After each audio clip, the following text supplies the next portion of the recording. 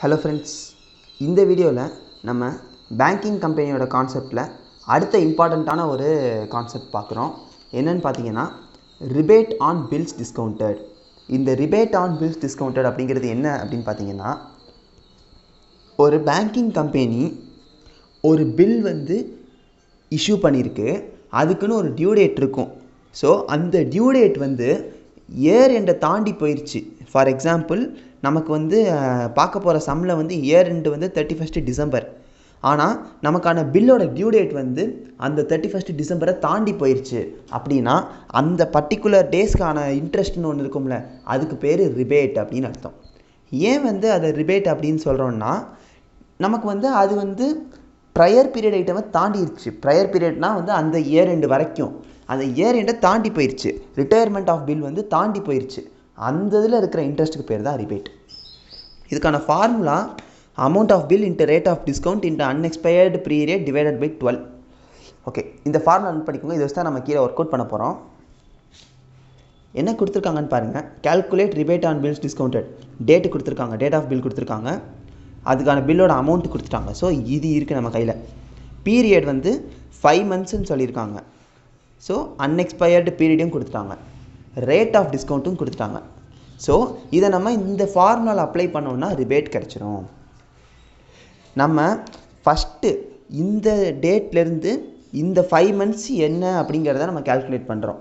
Calculate பண்ணிவிட்டு அந்த 5 months 31 டிசம்பரை தாண்டி எத்தனை நாள் வந்திருக்கு அதை பார்த்தோன்னா நமக்கு ரிபேட் கிடச்சிடும். இப்போ உங்களுக்கு கொஞ்சம் கன்ஃபியூசிங்காக இருக்கும், சம்மில் கிளியராக சொல்கிறேன். 50,000 இந்த அமௌண்ட்டை எழுதிக்கோங்க. டியூ டேட் எப்படி கண்டுபிடிச்சிருக்காங்கன்னா, 15 அக்டோபர்லேருந்து 5 months ப்ளஸ் 3 days எப்போவுமே கிரேஸ் பீரியடுன்னு சொல்லுவாங்க. எப்போ என்ன பில்லாக வேணாலும் இருக்கட்டும், ஆக்சுவல் டியூ டேட்லேருந்து எக்ஸ்ட்ராவாக ஒரு 3 நாள் கொடுப்பாங்க. ஸோ 15 அக்டோபர் நமக்கு டேட் ஆஃப் பில்லு. 15 அக்டோபர்லேருந்து 5 monthsனால் 15 November, 15 December, 15 January, 15 February, 15 March.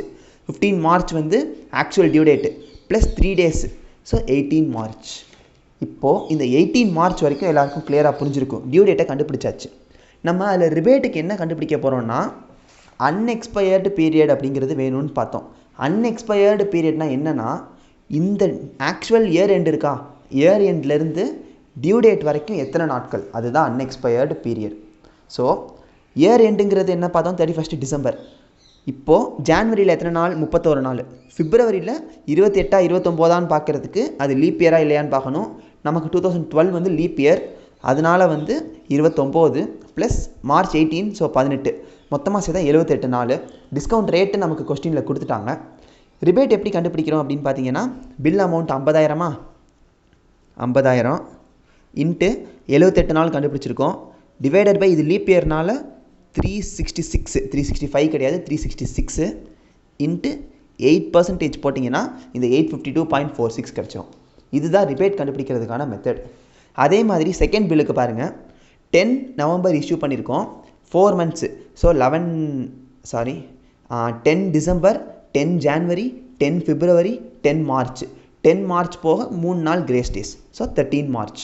இப்போது இயர் எண்டு 31 டிசம்பர்லேருந்து 13 மார்ச் வரைக்கும் எத்தனை நாள்னு பார்த்தீங்கன்னா 73 நாள். அதே மாதிரி பில் அமௌண்ட்லேருந்து இந்த ஃபார்முலா அப்ளை பண்ணிங்கன்னா ரிபேட் கிடச்சிரும். 30,000 இன்ட்டு 73 டிவைடட் பை 366 இன்ட்டு 7% போட்டிங்கன்னா இது கிடச்சிரும். அதே மாதிரி இந்த 4 பில்லுக்கும் ட்ரை பண்ணி பாருங்கள். ட்ரை பண்ணிங்கன்னா நமக்கு டோட்டல் ரிபேட் கிடச்சிரும். இதுதான் ரிபேட் கேல்குலேஷனுக்கான மெத்தட். ரிபேட்னால் ஞாபகம் வச்சுக்கோங்க, இயர் எண்டுக்கும் ஆக்சுவல் பில்லோட டியூ டேட்டுக்கும் எவ்வளோ நாட்கள் டிஃப்ரென்ஸோ அந்த டேட்டுக்கு அந்த அமௌண்ட்டுக்கு பேர் தான் ரிபேட். இது டோட்டல் ரிபேட். இதுக்கான என்ட்ரி என்னென்னா, இந்த ரிபேட்டுங்கிறது நமக்கு இன்ட்ரெஸ்ட் கூட தான் அட்ஜஸ்ட் பண்ண போகிறோம். So interest and discount account debit to rebate on bills டிஸ்கவுண்ட்னு போட்டு இந்த அமௌண்ட் எழுதணும். ஒரே என்ட்ரி தான் வரும் ரிபேட்டுக்கு, ரொம்ப பயப்பட தேவையில்லை. ஒன்லி 1 என்ட்ரி, இந்த என்ட்ரி தான் வரும். கேல்குலேஷன் இந்த கேல்குலேஷன் இது நமக்கு 6 மார்க் ஆர் 7 மார்க் கொஸ்டினில் வரும். ஸோ இந்த வீடியோவை மறக்காமல் பார்த்துருங்க. ஏதாச்சும் டவுட்ஸ்னால் கமெண்ட்ஸில் கேளுங்க. தேங்க்யூ.